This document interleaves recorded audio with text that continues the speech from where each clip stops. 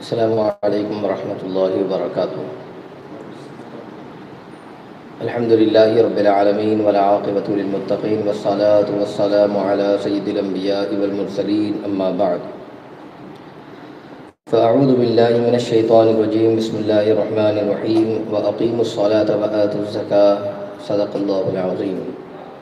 پڑھیں الصلاة والسلام علیک یا رسول اللہ، الصلاة والسلام علیک یا حبیب اللہ، الصلاة والسلام علیک یا نبی اللہ، وعلی آلک واصحابک یا نور اللہ، صلی اللہ تعالی علیہ وسلم۔ میں نے جس آیہ کریمہ کی تلاوت کا شرف حاصل کیا، اللہ جل شانہ اس کے متعلق مجھے حق کہنے اور آپ سب کو حق سننے اور ہم تمام کو اس پر عمل کرنے کی توفیق رفیق عطا فرمائے۔ اللہ عز و جل قرآن مقدس میں ارشاد فرماتا ہے، وَأَقِیمُوا الصَّلَاةَ وَآتُوا الزَّکَاةَ، اور نماز قائم کرو اور زکوٰۃ ادا کرو، اور اللہ عز و جل کو اچھا قرض دو، اور جو تم اپنے لیے نیکی سے آگے بھیجو گے تو اس کا ثواب اللہ تعالیٰ کے پاس بہتر اور عظیم شکل میں پاؤ گے۔ بے شک اللہ تعالیٰ بہت زیادہ بخشنے والا ہے، بہت زیادہ رحم فرمانے والا۔ قرآن مقدس میں اور احادیث کریمہ میں نماز کے ساتھ ساتھ میں جس بات کا ذکر کیا گیا ہے وہ زکوٰۃ ہے، چونکہ اس کی وجہ سے سرمایہ داروں اور غریبوں کے درمیان توازن پیدا ہوتا ہے، مسلمان دوسرے مسلمان کے درمیان ایک ہمدردی کا جذبہ پیدا ہوتا ہے، اور اسی کے ساتھ ساتھ وہ ان کی اعانت، ہمدردی، مدد اور یہ سارے معاملات جب ہوتے ہیں غریبوں اور مسکینوں پر مال خرچ کرنے سے اللہ تبارک و تعالیٰ کی رضا بھی حاصل ہوتی ہے۔ دل سے حب دنیا اور حرص کے مرض دور کرنے کا علاج یہ زکوٰۃ ہے، اور زکوٰۃ ادا کرنا مال کی پاکیزگی اور طہارت کا باعث بنتا ہے، جیسے اللہ تبارک و تعالیٰ نے ارشاد فرمایا کہ نماز قائم کرو اور زکوٰۃ دو۔ تو زکوٰۃ کے حوالے سے جاں بجا مقامات پر حکم بھی آیا ہے اور ہمیں اس کی ترغیب بھی دلائی گئی ہے۔ زکوٰۃ یہ دراصل اس صفت ہمدردی اور رحم کا نام ہے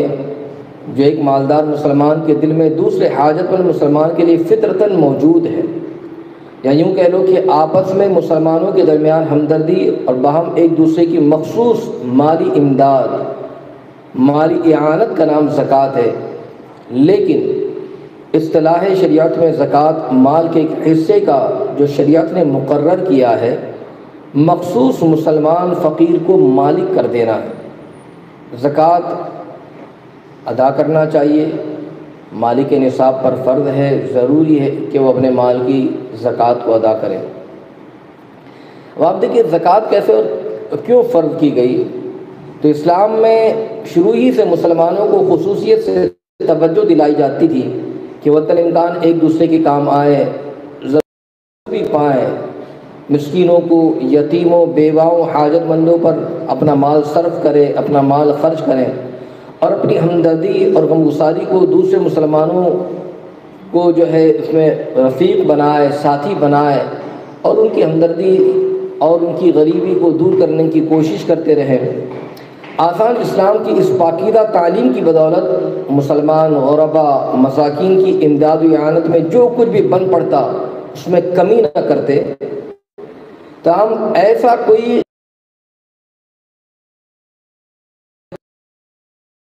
کیا جاتا۔ مکہ مکرمہ سے ہجرت کے بعد مدینہ منورہ میں آ کر جب مسلمان مدینہ منورہ آئے تو کسی کو کسی قدر اطمینان اور سکون نصیب نہیں ہوا، یعنی انہیں فتوحات نصیب ہوئی، زمیندار اور اپنی جاگیریں ہاتھ آئی، انہوں نے اپنا کاروبار شروع کیا، تجارت کی آمدنی بڑھی، تو رفتہ رفتہ مناسب حالات کے تحت زکوٰۃ کا پورا نظام فتح مکہ کے بعد مکمل ہوا، اور اس کے احکام اور قوانین جو تھے وہ مرتب ہوئے، اور نظام زکوٰۃ نے آئین اور ضابطے کی شکل اختیار کر لی۔ زکوٰۃ کی جو فرضیت ہے، اب دیکھیے اسلام کے جو 5 ارکان ہے اور زکوٰۃ ادا کرنا یہ اسلامی 5 بنیادی فرائض میں سے ایک فرض ہے۔ خود حضرت عبداللہ بن عمر رضی اللہ عنہ مولا تبارک و تعالیٰ عنہ فرماتے کہ آقا کریم نور مجسم صلی اللہ تعالیٰ علیہ وسلم نے ارشاد فرمایا، جس کا مفہوم ہے کہ اسلام کی بنیاد 5 چیزوں پر ہے۔ سب سے پہلی چیز کہ اس بات کی شہادت دینا کہ اللہ تعالیٰ کے سوا کوئی معبود نہیں اور آقا دو جہاں نور مجسم صلی اللہ علیہ وسلم اللہ کے رسول ہیں۔ دوسری چیز نماز قائم کرنا، تیسری چیز زکوٰۃ ادا کرنا، اور چوتھی چیز حج کرنا، اور 5ویں رمضان المبارکہ کے روزے رکھنا۔ تو اس سے اس بات کا اندازہ لگائیے کہ اسلام کی جو بنیاد ان 5 چیزوں پر ہے، 5 چیزیں جو ہے یہ بہت ضروریات میں سے، جس کے حوالے سے فرمایا گیا کہ حدیث مبارکہ میں بھی 5 بنیادی فرائض جو بیان کیے گئے ہیں ان میں سے زکوٰۃ بھی ہے۔ اگر زکوٰۃ کے فوائد کے تعلق سے دیکھیں تو قرآن مقدس میں ایک مقام پر فرمایا گیا کہ وہ لوگ جو نماز قائم کرتے ہیں اور جو کچھ ہم نے انہیں دیا ہے اس سے خرچ کرتے ہیں وہی سچے مومن ہیں، اور زکوٰۃ ادا کرنے والے لوگ قیامت کے دن ہر قسم کے خوف اور غم سے محفوظ ہوں گے۔ ایک اور مقام پر فرمایا گیا، ایک اور مقام پر فرمایا جا رہا ہے کہ اے نبی صلی اللہ علیہ وسلم آپ ان کے اموال سے زکوٰۃ لو تاکہ ان کو گناہوں سے پاک کرے اور ان کے درجات کو بلند کرے۔ تو زکوٰۃ دینے کا فائدہ ہے گناہوں کی بخشش، زکوٰۃ دینے کا فائدہ ہے کہ قیامت کے دن ہر قسم کے غم اور خوف سے محفوظ رہے گا۔ زکوٰۃ دینی ہی اس کی برکت سے اللہ تبارک و تعالیٰ جو ہے اللہ کا جو کچھ مال دیا ہوا ہے اسی کی راہ میں خرچ کرنا یہ سچے مومن کی علامت بھی ہے، یہ نشانی بھی ہے۔ ایک اور مقام پر فرمایا گیا کہ جو زکوٰۃ تم اللہ تبارک و تعالیٰ کی خوشنودی حاصل کرنے کے لیے دیتے ہیں اس سے دینے والے ہی اپنے مال میں اضافہ کرتے ہیں، یعنی مال راہ خدا میں خرچ کرتے اللہ ان کے مال میں اور برکتیں عطا فرماتا ہے اور زیادہ عطا فرماتا ہے۔ اللہ تبارک و تعالیٰ جس مال کو ہلاک فرماتا ہے اس کے بارے میں فرمایا کہ اللہ تبارک و تعالیٰ ہلاک کرتا ہے سود کو اور بڑھاتا ہے خیرات کو۔ پتہ چلا کہ زکوٰۃ کو ادا کرنا چاہیے، زکوٰۃ سے مال بڑھتا ہے، زکوٰۃ سے مال میں اللہ برکتیں عطا فرماتا ہے اور اس کے بہت سارے فائدے بھی ہیں۔ اور جو زکوٰۃ ادا کرتا ہے اس کے بارے میں حدیث مبارکہ میں بھی آیا، بخاری کی روایت ہے، حضرت ابو ہریرہ رضی اللہ تعالیٰ عنہ بیان کرتے ہیں کہ ایک اعرابی آقا علیہ السلام کی بارگاہ میں حاضر و عرض کرنے لگا کہ مجھے ایسا عمل بتائیے جس کو کرنے سے میں جنت میں داخل ہو جاؤں۔ تو آقا علیہ السلام نے فرمایا اللہ عز و جل کی عبادت کر، اس کے ساتھ کسی کو شریک نہ کر۔ پھر فرمایا کہ فرض نماز قائم کر، فرض زکوٰۃ ادا کر۔ جب وہ آدمی واپس ہوا تو آپ نے ارشاد فرمایا کہ جسے جنتی آدمی دیکھنا پسند وہ اسے دیکھ لے۔ پتہ چلا کہ اللہ کی عبادت و بندگی اور نماز کو ادا کرنا، زکوٰۃ کو ادا کرنا یہ ایسا عمل ہے کہ اللہ تبارک و تعالیٰ اس کی برکت سے جنت عطا فرما دیتا ہے۔ ایک اور روایت حضرت ابو موسیٰ اشعری رضی اللہ تعالیٰ عنہ سے روایت ہے کہ آقا علیہ السلام نے فرمایا، جس کا مفہوم ہے کہ وضو اچھی طرح کرنا نصف ایمان ہے، اور الحمدللہ کہنا یہ میزان کو یعنی نیکیوں کو جو ہے بھر دیتا ہے، اور سبحان اللہ اور اللہ اکبر کہنا یہ آسمان اور زمین کو بھر دیتا ہے، یعنی نیکیوں سے بھر دیتا ہے۔ نماز قیامت کے دن روشنی ہوگی، اور زکوٰۃ یہ صاحب ایمان ہونے کی دلیل ہے۔ اس سے پہلے بھی آپ نے اس حوالے سے آیت کریمہ کی سماعت کی، اس کا ترجمہ سماعت کیا۔ صبر کرنا یہ پریشانیوں اور مصائب میں راہ دکھانے کے لیے روشنی ہے، اور قرآن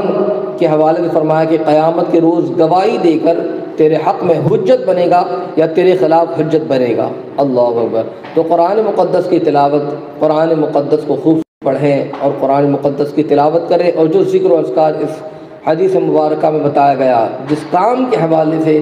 تعلیم دی گئی اس پر عمل کرنے کی کوشش بھی کریں۔ زکوٰۃ نہ دینے والوں کا روپیہ پیسہ قیامت کے دن فرمائے گا کہ گنجا سانپ بن کر ان کو ڈسے گا، ان کو کاٹے گا جو مال رکھنے کے باوجود رائے خدا میں مال خرچ نہیں کرتے، زکوٰۃ ادا نہیں کرتے۔ اب دیکھیں حضرت ابو ہریرہ رضی اللہ تعالیٰ عنہ سے روایت ہے کہ آقا علیہ السلام نے فرمایا کہ جس کو اللہ تبارک و تعالیٰ نے مال دیا اور اس نے زکوٰۃ ادا نہ کی تو قیامت کے دن اس کا مال گنجے سانپ کی شکل بن کر، جس کی آنکھوں پر 2 نقطے یعنی 2 داغ ہوں گے، اور اس کے گلے کا طوق بن جائے گا، پھر اس کی دونوں بانجھیں پکڑ کر کہے گا میں تیرا مال ہوں، اللہ اکبر، میں تیرا خزانہ ہوں۔ پھر آپ نے آیت کریمہ تلاوت فرمائی جس کا مفہوم ہے کہ جن لوگوں کو اللہ تعالیٰ نے اپنے فضل سے مال دیا ہے وہ بخیلی کرتے ہیں تو اپنے لیے یہ بخل بہتر نہ سمجھیں بلکہ ان کے حق میں برا ہے، عن قریب قیامت کے دن بخیلی ان کے گلے کا طوق ہونے والی ہے۔ اللہ اکبر۔ تو اس سے اس بات کا اندازہ لگائیے کہ جو بخیلی کرتے ہیں، جو زکوٰۃ کو ادا نہیں کرتے، مال کو صحیح طریقے سے ادا نہیں کرتے، یاد رکھیں قیامت کے دن ان کے لیے یہ مال نہ دینا یہ وبال ہو جائے گا۔ اور یہ وبال کس طریقے سے ہوگا؟ گنجے سانپ کی شکل میں ہوگا۔ اس لیے اللہ کا دیا ہوا مال اللہ تبارک و تعالیٰ ہی کی راہ میں خرچ کرنا چاہیے۔ اس طریقے سے ہمیں چاہیے کہ ہم اللہ تبارک و تعالیٰ کی رضا کی خاطر، اللہ تبارک و تعالیٰ کو راضی کرنے کے لیے مال کو راہ خدا میں خرچ کرنے کی کوشش کرتے رہیں۔ اور اس بات کو یاد رکھیں کہ مال کی محبت کو اپنے اندر جمع نہ کریں، بلکہ اگر کوئی مال کی محبت ہی میں رہتا ہے تو پھر اس کا عبرتناک انجام بھی ہے، راہ خدا میں مال نہ خرچ کرتے۔ اللہ عز و جل نے قرآن مقدس میں ارشاد فرمایا جس کا مفہوم ہے کہ تمہارے مال اور تمہاری اولاد یہ تمہارے لیے آزمائش ہے۔ انما اموالو جو ہے فرمایا گیا کہ تمہارے مال اور تمہاری اولاد یہ تمہارے لیے آزمائش ہے۔ تو اب اس کے لیے چاہیے کہ آقا علیہ السلام نے فرمایا ایک مقام پر کہ ہر امت کے لیے ایک آزمائش ہے، اور میری امت کی آزمائش جو ہے وہ مال ہے۔ ترمذی شریف کی اس روایت سے آپ اندازہ لگائیے۔ تو یہ مال جو ہے یہ آزمائش ہے، اللہ نے مال دیا ہے، تو پھر اب ہمیں چاہیے کہ اس مال کو اس کی راہ میں خرچ کرنا چاہیے، اس کی راہ میں لٹانا چاہیے۔ اب آپ دیکھیے کہ اس حوالے سے آپ یوں سماعت کر لیں عبرتناک انجام جو مال کو جمع کرتے ہیں۔ فرماتے ہیں کہ ایک شخص بڑا نیک و سخی تھا اور اس کے پاس ایک باغ تھا۔ وہ باغ کی پیداوار سے اپنے گھر اور کھیتی باڑی کے اخراجات نکال کر باقی پیداوار اللہ عز و جل کی راہ میں خرچ کر دیا کرتا تھا۔ اللہ عز و جل نے اس کے مال میں بڑی برکت رکھی، بڑی برکت عطا فرمائی۔ وہ آدمی فوت ہوا تو اس کی اولاد نے مشورہ کیا کہ ہمارے باپ تو بیوقوف تھا کہ اتنی زیادہ رقم غریبوں کو خرچ کر دیتا، پورا مال لٹا دیتا تھا، مسکینوں میں مفت تقسیم کر دیا کرتا تھا۔ آئندہ اگر ہم یہ سارا کے سارا مال اور دولت اپنے پاس ہی رکھیں گے، ہم کسی غریب کو نہیں دیں گے، کسی مسکین کو نہیں دیں گے، محتاج کو نہیں دیں گے، تو اگر ہم نے ایسا کیا تو مال جمع ہو جائے گا، ہم بہت بڑے مالدار ہو جائیں گے، شہر کے سب سے بڑے امیر رئیس ہم ہی ہو جائیں گے۔ تو اب جب پھل وغیرہ پک گیا اور فصل کاٹنے کا جو ہے موقع آیا تو انہوں نے رات کے وقت میں آپس میں قسمیں کھائی کہ ہم صبح اندھیرے باغ میں پہنچ جائیں گے، کسی دوسرے کو خبر نہیں ہونے دیں گے تاکہ کوئی سائل، کوئی محتاج، کوئی مسکین، کوئی مانگنے والا آئے اور آنے کے بعد مانگ کر لے کر جائے، جس طریقے سے ہمارے والد کیا کرتے تھے۔ اب جو انہوں نے شیڈول بنایا تھا، جو پروگرام بنایا تھا، وہ سب پچھلی رات گھر سے چپکے نکلے۔ جب وہاں پہنچے تو دیکھ کر حیران رہ گئے کہ لہلہاتا ہوا وہ باغ،